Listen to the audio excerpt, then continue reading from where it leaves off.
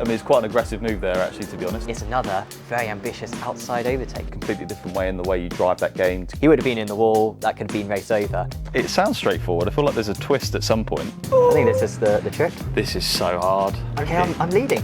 Nah, mate, I'm coming back. It's episode 2 of Inside AMG VC. Today we are looking at the best overtakes of the season so far, looking at who has been promoted and relegated after race day 5 of the season, and having a look at our overall leaderboard, and of course we'll be giving a driving challenge a go ourselves. My name is Sam Fitzpatrick. Alongside me is James Baldwin. James, how are you getting on? Yeah, good to see you, Sam. And how are you getting on as well in the series as well? You've been racing yourself in the AMG VC. And how have your races been going, not just on ACC, but also on Rennsport? Yeah, it's been interesting. I started off the season on ACC Division 1, moved to Rennsport, same car, but completely different way in the way you drive that game to get the lap time out of the car. And I was on Jeddah, which is one of the craziest tracks around. You know, walls super close to you when you're driving around. Some good battles there. It was quite intense. And then I moved back over to ACC Division 2, so raced a completely new set of drivers. Another crazy track with Mount Panorama at Bathurst, and yeah, I decided to start from the back on those races just to give myself a bit of a challenge. The second race was wet, the dry line was about that wide, so if I just got one tyre off it, I was straight in the barrier, so it was super intense, had to keep my concentration there, but that was a lot of fun. Absolutely, yeah, it looked like a tough race out there, and you pulled off some real nice overtakes to get your way up through the order. We've got a lot to go through today, so let's get stuck in. So if you watched episode 1, you'll know that last time out we looked at the best race starts of the series. Today we're going to look at the best overtakes, and we've got a few clips lined up, and the first clip is from Rennsport Division 1.2 and Oscar Sopridge with this very nice overtake to gain 2 places into Fuji T1. Yeah, and you can see there's a long straight leading into T1 at Fuji, and he's got a lovely slipstream up the inside of 2 cars, and very crucial for his race. The other thing as well, he's got so many cars behind him. It's important he gets this move done, otherwise he'll get overtaken himself. So it's like the best form of defence is offence, and it's worked well for him. Is there anything that you think the drivers on the front row of the grid could have done better there to cover off the inside line, perhaps a little bit more? Yeah, I think they were just focusing on each other, weren't they? So the Williams car was a bit slow to react. He could have definitely covered the inside. As you said earlier, quite aggressive. So, but yeah, good move. So then our second clip is from Rennsport Division 1.1 and involves Robbie Stapleford, and it's another overtake into Fuji T1, but a very different type, James. Yeah, so approaching on the outside, which is not optimal, but he's going to squeeze the inside car a lot. I mean, it's quite an aggressive move there, actually, to be honest. But hard racing, maybe fair racing. He's got the inside for the left-hander, T2, and he does run wide on the exit. That is that track limits. I'm not sure, but yeah, so a very aggressive move, but he got the move done. Absolutely. If you're the car on the inside there, are you feeling a little bit aggrieved to be squeezed that much? Oh, 100%. If you're on the inside there, you'd be complaining, definitely. You didn't leave me enough space. But yeah, it's very, very dark at Fuji as well. Like going into some of these corners, it just adds to the challenge a bit, like from the visual side. You can't see the corners as clearly. So our third clip then is from iRacing Division 1, and it involves Remy Crozat with a move on Ansgar Outrichter, and he had to go some extra meters in order to pull this one off. James, it took many corners. Yeah, just a bit. I mean, it's Sector 2 at Portimao, which is one of the best sections of racetrack. You'll see, you know. What this camera angle doesn't do is show you the elevation change, which is, as we know, quite extensive at Portimao. But yeah, lots of side-by-side. They gave each other enough room, not much, but enough room. And yeah, the overtake went on for ages, but eventually got it done. Absolutely. And I think really respectful racing it looked like between these guys as well, because, you know, we could have perhaps seen a little bit more pushing out from Ansgar, and he does push him slightly beyond the white line there, but not onto the gravel. So I think both drivers will be happy that was all fair. Yeah, and I think they both knew that there's a bit of runoff. So, you know, it's not grass or gravel. There's room to play with. So yeah, that comes into it as well, but good racing.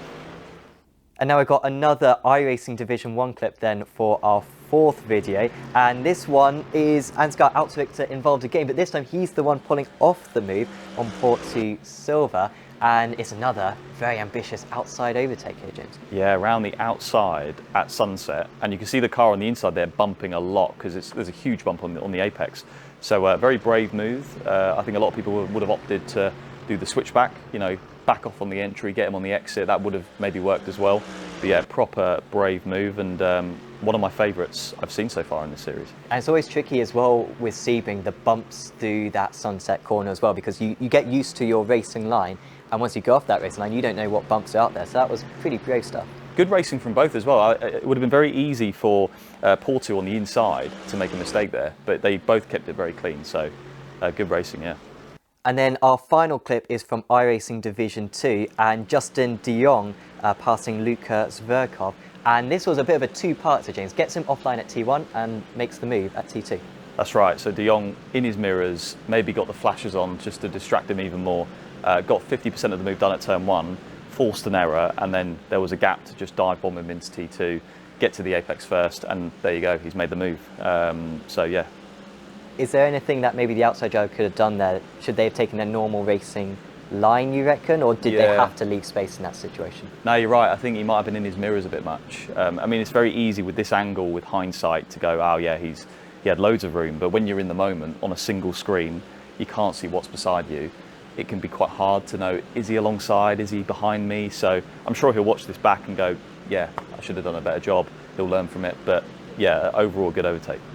So that's our 5 clips for today. James, we've got to decide which we think was the best one. Which one are you erring towards? There were some good ones this week. I would say number 4, Anshkar, with the move around the outside of Sunset, was really good. So that would be mine. What about you? I think that's a very good shot. I mean, I think he was a bit unlucky on the 3rd clip because I think he drove very well on the 3rd clip and still lost the position. But that 4th one, risky overtake because just a little bit of door-to-door contact with the way that iRacing physics work. He would have been in the wall. That could have been race over. Yeah. Super risky stuff, but he still went for it, and absolute kudos. So we've agreed again. Exactly. There Just we go. like minds. Great minds think alike, you know. So thank you for these clips from all the drivers. Of course, do let us know in the comments below what clip you think was the best one that we saw today. And we'll see more clips next time out in episode 3. So after race day 5, we've had 15 drivers get promoted from Division 2 up into Division 1 in their respective titles.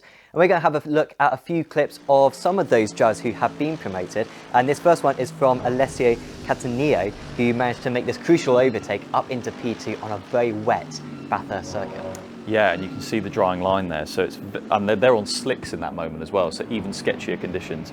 Moving on to Red Bull Ring, Sector 1, and you can see a car there making some progress through Sector 1. Exactly, Giancarlo Barrios Torres being able to gain a couple of places, starts at P3, and then he pulls off this very nice cutback, really finding where the traction is on the circuit to move into the lead. Yeah, and that was a big part of his promotion, right? So really crucial move to get done at Red Bull Ring.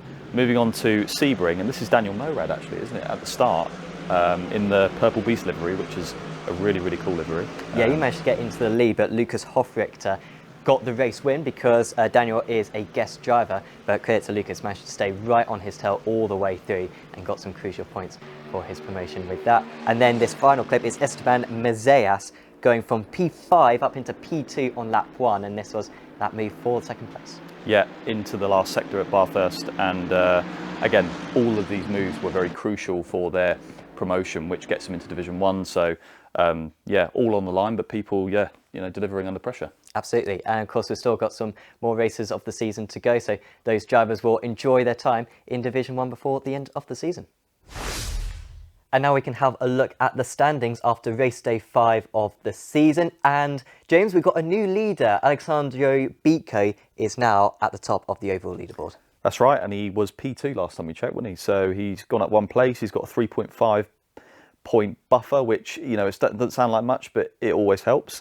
We've also got Moritz Lerner moving from P4 to P2, so he's the leading Rennsport driver. So yeah, it's all chopping and changing. Absolutely, Matt Caruana dropping outside of the top 10, but new into the top 10, Lennart Eckstein and Aidan Young. And of course, a driver that you've raced against quite a bit, Sammy Joe, he's had a good run of form as well.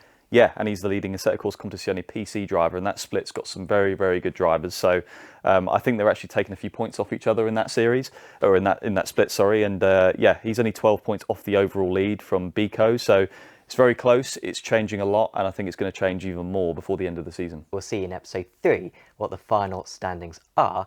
James, we are going to have a driving challenge ourselves and humiliate ourselves. Oh no. Let's see how we get on. Yeah. So we have a challenge set for us where we're going to be against each other, James. Let's find out what it's going to be. Oh, big dark envelope. Let's have a look. Set the fastest lap at Okayama. Okay, that's not too tricky, hopefully, for... Well, it's going to be tricky for me because I was you're very expecting good. a bit more. Like, it was a bit underwhelming, that. But it sounds straightforward. I feel like there's a twist at some point. But if there's not, then bring it on. Yeah. Well, 1v1. let's see how we get on then.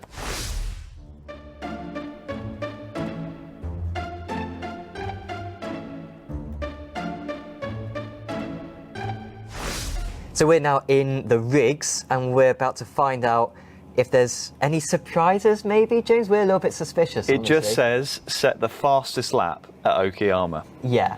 So that's what I'm going to do. Let's try this then. Okay, so here we go. We are going to go in 5, 4, 3, 2, 1. Oh, okay, I got it. Inverted downshift, inverted gear paddles and inverted pedals. This has taken a lot of work for them to put together. Oh my god. Oh, This okay. is a complete... This is Looking really across- tricky. Okay, I'm leading. I'm actually leading. This is the first time it's happened and probably the last time it will happen as Whoa. well. And James is struggling. Nah, mate, I'm coming back. So I know Okayama, I think, better than James, which could be. I've done it in a the slight past, but it's been a advantage. while. It's definitely been a while. So up the long right hander. I keep pressing the... Oh my god, you're actually really good. This just shows how little I know the controls already, and therefore there's nothing else to practice. I can't multitask here. I'll keep on braking when I should be accelerating and vice versa. I've got a lot of catching up to do here. I think it's really bad. I think I might be driving faster than I normally do on this. I think this is the trick. This is so hard. Oh my god. Right, I can still catch up. Come on. Okay, a lot of hairpins still to go. This is so hard. It's looking good at the moment. I sort of want to continue chatting through this, but at the same time, I really want to win. And so I'm putting a lot of concentration in. Okay, that's the hairpins complete. I'm actually impressed with how quickly you've adapted to that, Thank you. because I've really struggled Well, there's there. still one more corner for me to mess up. But Yeah, it's the final corner. GG. You've done me It's a there. long run down to the finish line, but I don't think there's any there's any doubt Oh about my it. god. I've got too much muscle memory. I can't break it. But I think that's my PB at Okayama. And that is a win for myself. Yeah, well done. Well done. That was good. For you, not for me. Well, I can't believe it, James, but I have won a challenge. You smashed it, mate. Thank You absolutely nailed that. I don't know how you did it. I think all the lack of laps that I've done in comparison to you means that there's less muscle memory, less to relearn. And maybe Yeah. was that your disadvantage, the fact that you've done too much sim racing? I just found it incredibly hard. Yeah. Yeah, I was hitting the wrong input. I was braking when I wanted to accelerate. I was upshifting when I wanted to downshift. Yeah, you're just a natural, mate. Yeah, thank you. Well, I mean, give it a go yourselves. I mean, if you're watching along, it's really quite tricky. We made it look tricky, and it We is did. genuinely that tricky. Yeah. But that is pretty much it for today's episode then. So, of course, it's now one all, yeah. Yeah, in the So challenges. it's all to play for on the third day. Exactly, and that's a good excuse to tune in for episode 3. Of course, please do leave a like on this video, share it to anyone who you think might be interested, and let us know your thoughts in the comments below as well. But for now, from myself, Sam, and from James, we're going to say goodbye, and we'll see you in episode 3.